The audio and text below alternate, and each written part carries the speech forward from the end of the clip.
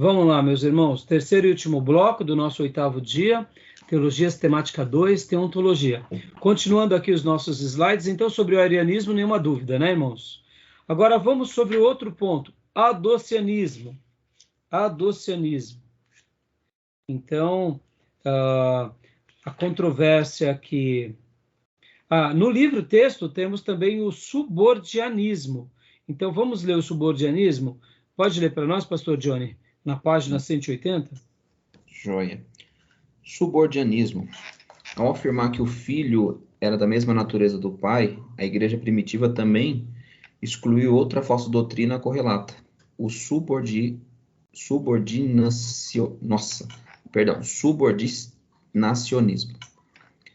Enquanto o arianismo sustentava que o filho era criado e não divino, o subordinacionismo defendia que o filho era eterno, não criado, e divino, mas ainda assim não igual ao pai no seu ser e nos seus atributos. O filho era inferior ao subordinado no seu ser a Deus Pai. Orígenes, um dos pais da igreja primitiva, advogava uma forma de subordianismo ao sustentar que o filho é inferior ao pai no seu ser e que deriva eternamente do seu ser do pai. Orígenes tentava proteger a distinção de pessoas e escrevia antes da formulação clara da doutrina da Trindade na igreja. O restante da igreja não o seguiu, mas claramente rejeitou o seu ensinamento no Concílio de Nicéia. Então, fica claro aqui essa questão. Dá para ver que é uma linha um pouco parecida com o arianismo, mas tem as suas ideias de diferença. Agora, olha que interessante, irmão. Deixa eu fazer só um comentário aqui, um adendo. Quando a igreja reúne nos seus concílios e questiona ao pai da igreja, etc. e tal, nenhum problema. Seria mais ou menos do que se reunir o conselho de pastores e refutar tal ideia de tal igreja ou de tal denominação. O problema é que, segundo a tradição da igreja, eles vão colocando em algumas pessoas, assim, onde vai começando a entrar aquele peso da tradição. Então, o questionamento das ideias, nenhum problema. Você teve uma ideia, não concordo, você está falando heresia, nenhum problema. O problema é quando vai pegando esse conglomerado de ideias e vão sacramentalizando esse conglomerado de ideias, não com base somente na Bíblia. Porque até aí, nenhum problema. Se a gente está sacramentando uma ideia com base na Bíblia, tudo bem. Mas o problema é quando começa já a entrar nas questões das tradições humanas.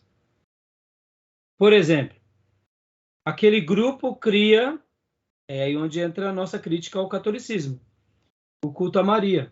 E aí um grupo apoia o culto a Maria. E aí Maria passa a ser corredentora da humanidade. Percebam? De uma coisa certa que eles faziam, agora estão tornando uma coisa errada. E aí a tradição dá o respaldo. Por isso que a Igreja Católica está fundamentada em cima da tradição. Mas refutar as ideias não tem nenhum problema. Orígenes, ele é muito citado. Nesse ponto, ele falou besteira, sem medo de errar. E Agostinho, pastor, será que ele falou alguma besteira?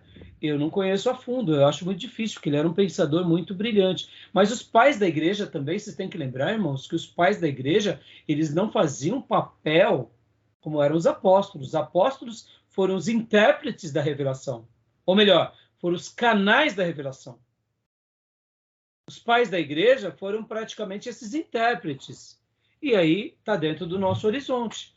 Podem ver que nós, como igreja, ou batistas, né, nosso seminário, vocês têm que aqui mesmo, os irmãos que são da igreja metodista, vocês estão comendo demais na cozinha batista. Então, não é porque somos de um seminário de origem batista que a gente vai ter todas as definições precisas e corretas.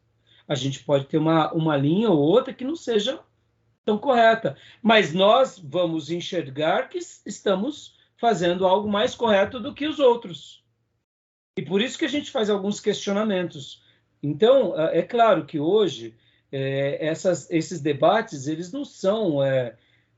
hoje, na teologia, na boa teologia, aquilo que é essencial é comido entre os metodistas, entre os batistas, entre os congregacionais, que não tem nada a ver com a congregação, e entre os presbiterianos. Então, serão pequenas coisas que a gente vai discordar.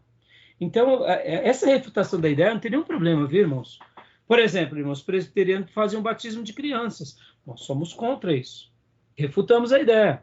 Então, só que qual que é o problema? Comparado à denominação batista e à tradição católica. Nós refutamos a ideia presbiteriana, mas nós não temos a tradição batista como algo sagrado. E o catolicismo tem. Então, enquanto os concílios católicos ou os concílios das igrejas refutavam o pai da igreja e diziam isso está errado, nenhum problema. Enquanto essa refutação era bíblica, beleza. Mas o problema é quando esses concílios começam a se enveredar por caminhos de heresias. Aí todo o problema. Ficou claro essa ideia? Deu para entender ou não? Confundi vocês. Não, ok. Deu mais? Deu? Então, beleza. Então, vamos lá. Então, voltando aqui, falamos já do subordinacionismo. Agora, vamos voltar aqui. Temos o adocianismo. Leia para nós, Gil, adocianismo. É a concepção de que Jesus viveu como homem comum até o seu batismo, quando Deus o adotou como filho. Joia. Então, agora leia para nós o parágrafo da página 180, só esse parágrafo. Ok. Adocionismo. Antes de deixar para trás a discussão do arianismo, é preciso mencionar outra falsa doutrina correlata, o adocianismo. É a concepção de que Jesus viveu como homem comum até o seu batismo, quando Deus o adotou como filho, conferindo-lhe poderes sobrenaturais. Os adocionistas não concordariam que Cristo existia antes de ter nascido como homem. Portanto, não consideram Cristo eterno, nem enxergavam como ser sublime e sobrenatural criado por Deus, que era a crença dos arianos. Mesmo depois da adoção, aqui entre aspas, né, de Jesus como filho, entre aspas, de Deus, eles não julgavam detentor de uma natureza divina, mas apenas um homem sublime que Deus chamava de filho, num sentido único. Então, você vê, olha que ideia, né, irmãos? Percebam que as correntes vão sendo criadas, as ideias vão sendo lançadas e os grupos vão acreditando nisso, mesmo que a Bíblia não diga exatamente isso. Lembram que na aula passada, no bloco passado, na 7ª aula, eu disse assim, irmãos, seria muito mais fácil ser um unicista. Seria muito mais fácil você ser um subordinista. Seria muito mais fácil ser um ariano. Mas a Bíblia não respalda isso. A Bíblia respalda o quê? A tese de que Deus é 3 pessoas, cada pessoa é plenamente Deus, só um Deus. É muito mais difícil de compreender, mas é assim que a Bíblia revela. Então, todos esses caminhos, mesmo que aparentemente mais palatáveis para uma mente humana, vai contra a revelação. E aqui eu até mencionei na aula passada, me explica a Nova Jerusalém que descerá dos céus. Me explica a eternidade. Me explica aquilo que a criança vai brincar com a serpente. Me explica lá no milênio. Dá para explicar? Só pela fé. Não tem como a gente explicar isso aos olhos humanos. Então, se a gente tirar a fé e tirar a obediência, sobra a nossa razão. Mas a razão, quando ela está pela razão humana, ela faz pouco serviço no que se diz respeito a compreender a Deus. Ela precisa da fé, ela precisa da revelação e da obediência. Aí essa razão, ela é aquilo que Paulo fala. A gente leva os nossos pensamentos cativos a Deus. e não o contrário. A gente quer que Deus se torne cativo nosso, do nosso intelecto. E nunca a gente vai construir uma igreja dentro dessa característica. Tá bom, meus irmãos? Tudo bem até aí? Tranquilo? Então, o adocianismo, tranquilo? E agora vamos então aqui falar sobre aqui, vamos lá. Temos o triteísmo. Pode ler para nós, Gil, triteísmo? Ok. Nega que só existe um único Deus. Né? Então, essa é uma outra ideia. E agora vamos para a expressão filioque. Leia para nós, Gil, também. No livro ou aqui no slide? Não, faz assim, ó. Antes disso, na página 183, leia o parágrafo sobre o triteísmo. Só o primeiro parágrafo. 183. É. Ok. O triteísmo nega que só existe um único Deus. Uma última forma possível de tentar uma harmonização facial do ensino bíblico sobre a Trindade seria negar que só existe um único Deus. O resultado é dizer que Deus são 3 pessoas, e cada pessoa plenamente Deus. Portanto, existe 3 deuses. Tecnicamente, essa concepção se denominaria triteísmo. Então, dando essa ideia do que seria a definição do triteísmo. Então, nega que existe um único Deus. Logo, existem 3 deuses. Então, por isso que é chamado de triteísmo, né? Mas pode ver aqui que logo no início do próximo parágrafo, ele mesmo afirma: poucas pessoas ao longo da história da igreja defenderam tal concepção, que revela semelhanças com muitas antigas religiões pagãs, que pregavam uma multiplicidade de Deus. Isso nega Deuteronômio de forma absurda. Ouve, Israel, o Senhor teu Deus, o único Senhor. Então, quer dizer, o triteísmo não tem como... seria mais ou menos um grupo que segue o Novo Testamento, que enxerga 3 deuses, mas que não conhece nada do Velho Testamento e também não lê as cartas paulinas. Então, quer dizer, é um grupo isolado. Tá bom, meus irmãos? Tudo bem até aí? Ficou claro? Sim, ok. Então, agora vamos para a expressão de filioque. O que é isso daqui? Pode ler para nós, Gil. O Espírito procede do Pai e do Filho. Joia. Pastor Johnny, na página 181, por favor, leia para nós a primeira expressão, a expressão filioque. Ok. Ao lado do credo de Nicéia, importa mencionar brevemente outro capítulo infeliz da história da igreja, a saber, a controvérsia sobre a inserção da expressão filioque nos credos de Nicéia, inserção que acabou gerando o cisma entre o cristianismo ocidental, que é o católico romano, e o cristianismo oriental, composto hoje por várias ramificações dos ortodoxos orientais, como a Igreja Ortodoxa Grega, a Igreja Ortodoxa Russa e etc., em 1054 d.C. Agora, deixa eu gastar 1 minuto aqui para vocês verem que, na realidade, olha só, prestem bastante atenção nessas datas. Em 1054 vai ter a divisão do catolicismo católico apostólico romano para o catolicismo ortodoxo grego ou ortodoxa russa, tá?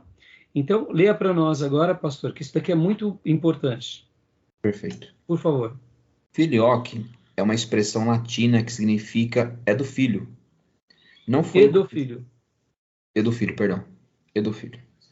Não foi incluída no credo de Nicéia, nem na primeira versão de 325 d.C., nem na segunda, de 381 d.C. Essas versões diziam simplesmente que o Espírito Santo procede do Pai. Mas, em 589 d.C., num concílio regional da igreja em Toledo, região que hoje faz parte da Espanha, acrescentou-se a frase "e do Filho". Assim, o credo então dizia que o Espírito Santo procede do Pai e do Filho. Filioque. Dá uma pausa aqui, por gentileza, pastor. Percebam que, então, nos primeiros concílios, 325 e 381, só tinha a expressão que o Espírito Santo procede do Pai. Mas em 589, ou seja, 150 anos aproximadamente depois, uma média, vai, por volta disso? Não. 200 anos. 200 anos, né? 200 e poucos anos, isso. 200 e poucos anos depois, foi acrescentado. Pastor, por que havia essas discussões? Vamos lá, vamos partir do primeiro pressuposto. O credo de Nicéia, ele surge como uma defesa a essas heresias que vão surgindo. Assim como o pensamento, por exemplo, de Orígenes, assim como o pensamento dos arianos. Pode ver que o arianismo, olha só, ele nasce, Ário, bispo de Alexandria, que morreu em 336. Pode ver que o concílio de Nicéia, ele começa em 325. Então, ele é uma resposta às heresias que já estão surgindo. Na onde? No seio da igreja. Nós temos que lembrar, irmãos, que foi nesse momento aqui, praticamente, que Constantino estava passando ao quê? A fazer com que que o cristianismo fosse a religião oficial do império. Então, o cristianismo estava em todas as regiões onde o Império Romano tinha dominado, e ele era forte. Naturalmente, as heresias vão saindo também, vão surgindo. Então, o credo, na realidade, é uma resposta. Então, podem ver que o credo nasce numa discussão teológica. E isso é teologia sistemática. Lembra que na primeira aula eu falei qual era a diferença da teologia bíblica para a teologia sistemática? A teologia sistemática, ela nasce aonde? Quando, em um dado momento, a igreja está indo por um caminho errado e é uma resposta. Então, o credo de Nicéia, ele tem essa premissa de dar uma resposta. Beleza. Teve a sua primeira reunião, teve a sua segunda reunião em 381, mas depois, apenas em 589, lá em Toledo, que eles acharam por bem de colocar que também o Espírito Santo procede do Pai e o Espírito Santo procede do Filho. E agora, guardem essa data, de 589 até 1054, praticamente quase 500 anos depois, havia uma certa discussão entre os teólogos se estaria certo colocar o do Filho ou não. Aí eu pergunto para vocês aqui, fazendo uma breve lição de casa, eu vou deixar para vocês, no nosso material aqui do Gruden, vou compartilhar com vocês agora, só para vocês terem uma ideia. Nós temos aqui, deixa eu pegar aqui o credo de Nicéia. Deixa eu abrir aqui para vocês. Credo de Nicéia. Eu vou até colocar no grupo da classe, tá bom? Eu vou replicar no grupo da classe o credo de Nicéia. Então, vocês vão ler o credo de Nicéia e vão depois apenas chegar a alguma, como se fosse numa conclusão. Mandei para vocês na classe, tá bom? Credo de Nicéia. Vocês vão ver, vou fazer uma breve avaliação, não está valendo nota, mas é uma lição de casa só para vocês enxergarem. Se há um problema de terem acrescentado ou se não há um problema. O fato do credo de Nicéia dizer que o Espírito Santo procede do Pai, e depois, lá em Toledo, eles colocaram, e procede do Pai e do Filho. Será que agride as Escrituras colocar ou não colocar? Então, depois, vocês leiam em casa, façam a sua avaliação, e na próxima aula a gente vai estar debatendo isso. Mas percebam que de 586 até 1054, eles ficaram debatendo essas questões sobre tá certo ou não tá. Aí eu pergunto para vocês. Então, pastor, continua lendo aqui, por favor, depois de Filioco, a luz de João, tal. A gente vai ler, a gente vai estar acabando a nossa aula, mas assim eu queria fazer uma reflexão com vocês aqui bem rapidinho. Tá bom. Por favor. À luz de João 15, 26 e 16, 7, onde Jesus disse que enviaria o Espírito Santo ao mundo, aparentemente não poderia haver objeção a tal frase se significasse que o Espírito Santo procedesse do Pai e do Filho no momento determinado, especialmente no Pentecostes. mas trata-se de uma afirmação sobre a natureza da Trindade, e interpretou-se que a expressão falava de uma relação eterna entre o Espírito Santo e o Filho, algo que as Escrituras jamais abordam explicitamente. A forma do credo de Nicéia, que trazia essa expressão adicional gradualmente, alcançou aceitação geral e recebeu endosso oficial em 1017 d.C. Toda a controvérsia complicou-se por conta da política eclesiástica e da luta pelo poder dentro da igreja. E essa questão doutrinária, aparentemente bem insignificante, tornou-se o pomo de discórdia do cisma entre o cristianismo oriental e o ocidental em 1054 d.C. A questão política subjacente, porém, era a relação da igreja oriental com a autoridade do Papa. A controvérsia doutrinária e o cisma que gerou os dois ramos do cristianismo não foram solucionadas até hoje. Olha que interessante. Então aqui, o autor ele já deu uma palavra que fica um pouco clara aqui. Será que era para tanto essa divisão? Vamos pegar os grupos católicos. Da ramificação do catolicismo romano. Nós temos beneditinos, nós temos franciscanos, nós temos temos assim, como? Agostinianos. Temos, eu não sei se temos agostinianos, tem? Eu não lembro. Eu sei que tem temos jesuítas, e isso dentro dos padres e das freiras.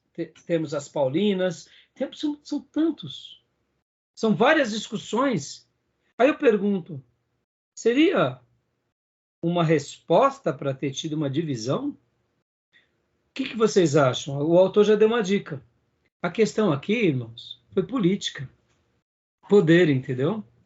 Então eu precisava dar uma resposta de que eu não compactuo mais com você. Porque vocês têm que lembrar, irmãos, que dos anos 500 até os anos 1000, quem é a figura que surge como líder mundial da igreja católica? Qual é a figura? Papa. O Papa. Porque até o século III, século IV, havia 5 grandes patriarcas nas igrejas. Era Alexandria, era Antioquia, era Éfeso, era Roma e era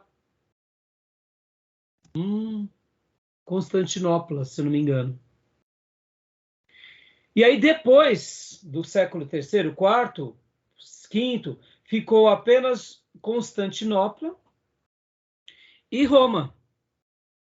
Então, na realidade, ficou 2 regiões divididas. O mundo ficou dividido entre 2 blocos de cristãos, aonde a sede era Roma, o católico apostólico romano, mas Constantinopla, quem foi que constrói Constantinopla, irmãos?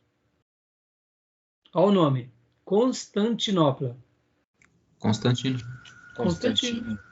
Foi um outro braço do Império Romano nessa região da Europa.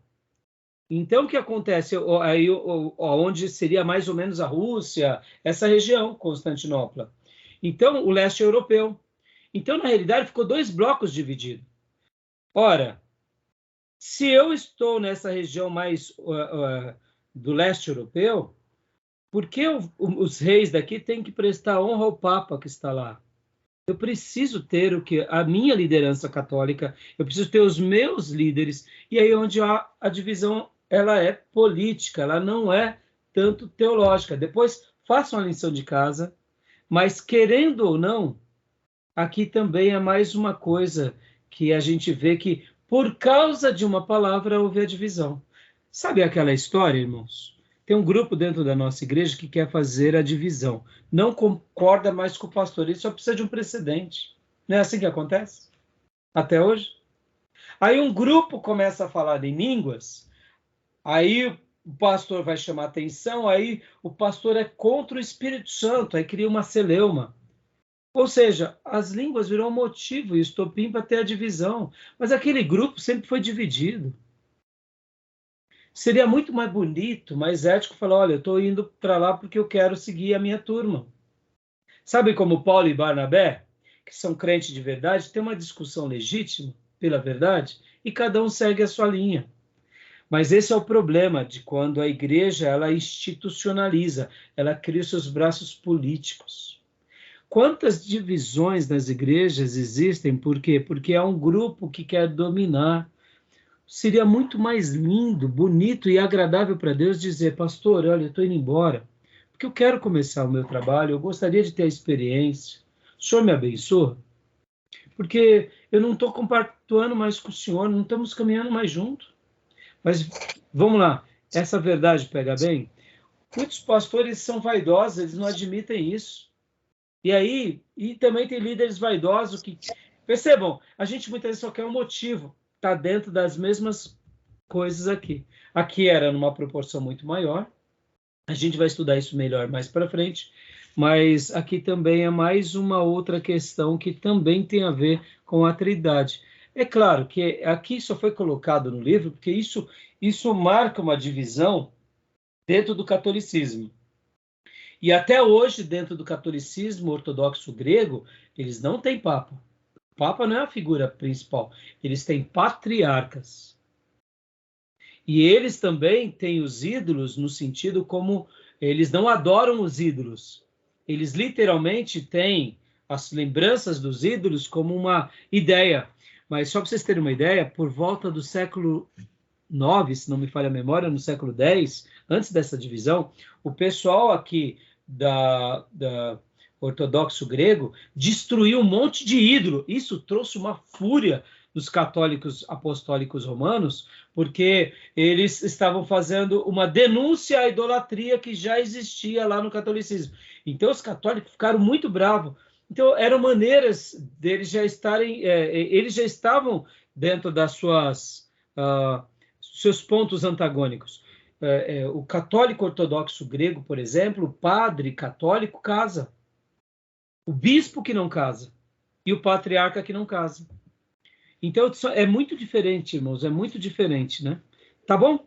Beleza, meus irmãos. Então, olha, a gente vai deixar como material dado.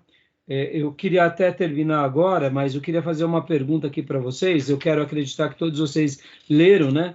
Todas as partes aqui sobre a Trindade. Ficou alguma dúvida, irmão, algum desses pontos, né, sobre a Trindade? Porque agora aqui, ó, quais as distinções entre o Pai, o Filho e o Espírito Santo? Aí vem aqui o primeiro. As pessoas da Trindade têm funções primordiais diferentes em relação ao mundo. É aqui que entra um caroço de angu que, pelos olhos da fé, fica facilmente entendido.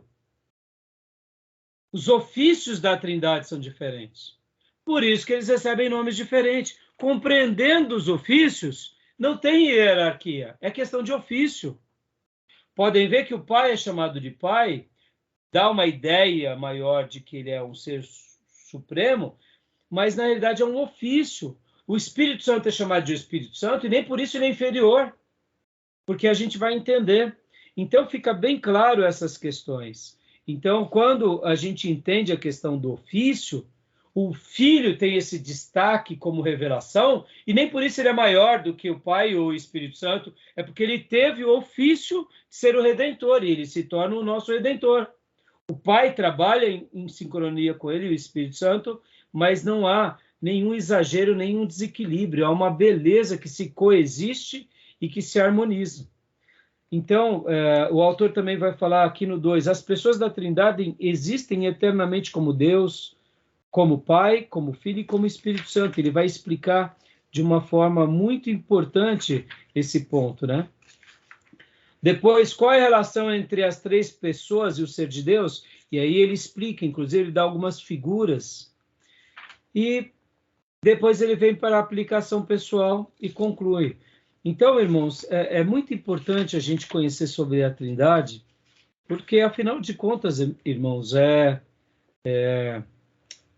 a pessoa de Deus, que nós o adoramos o tempo todo, nós o ensinamos, nós o glorificamos.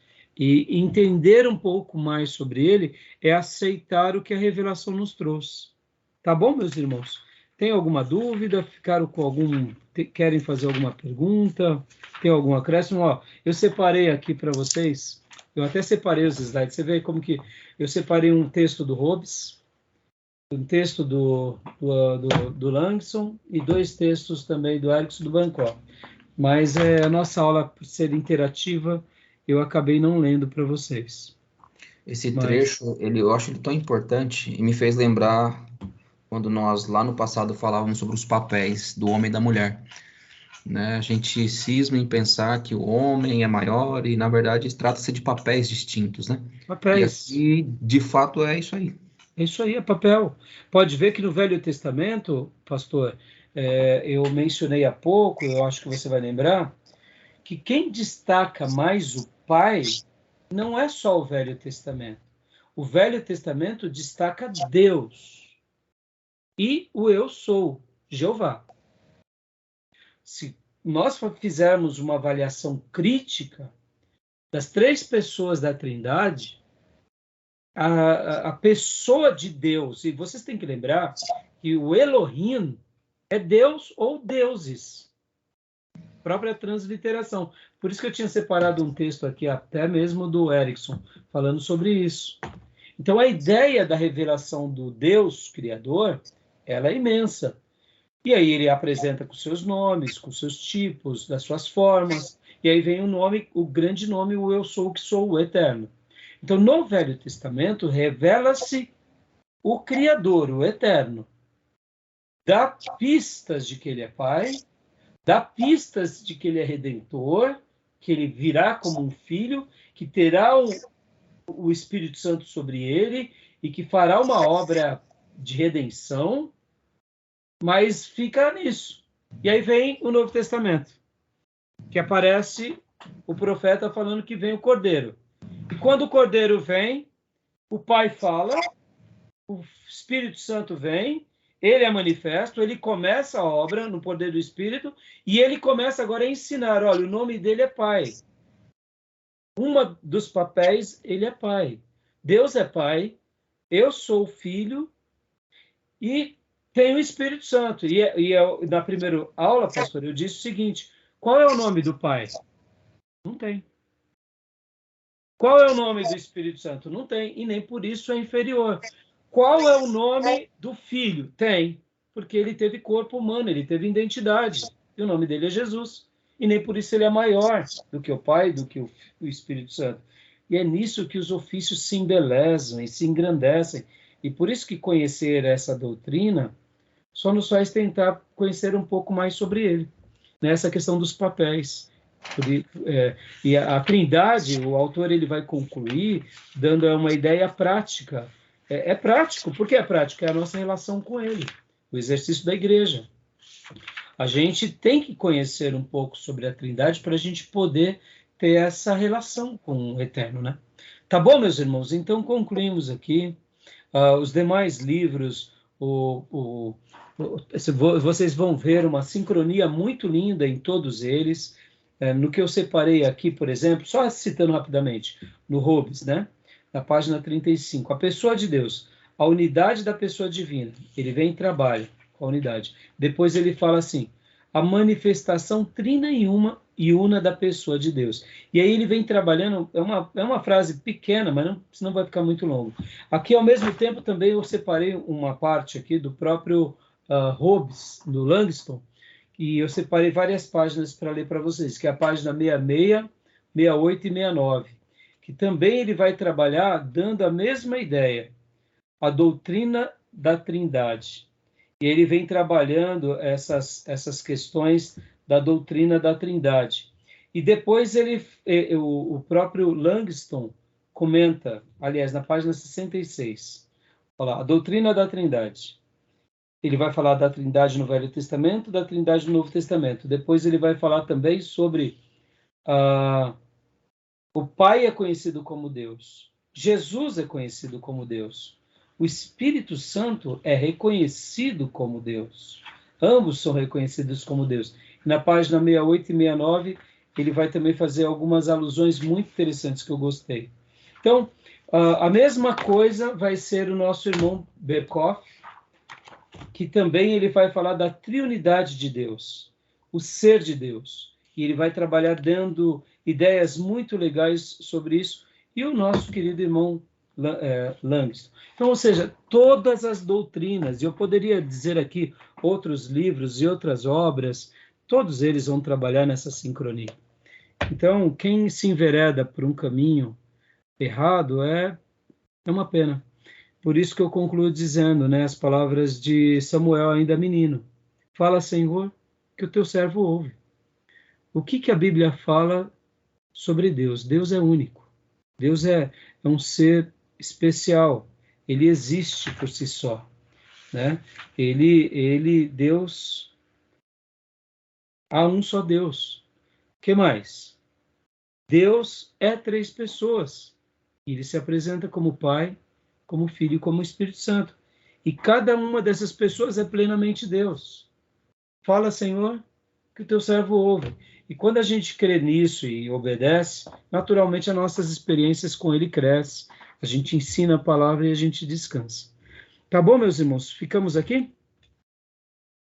Alguma dúvida? Desculpa ter passado um pouco mais do horário, né? Mas eu achei que...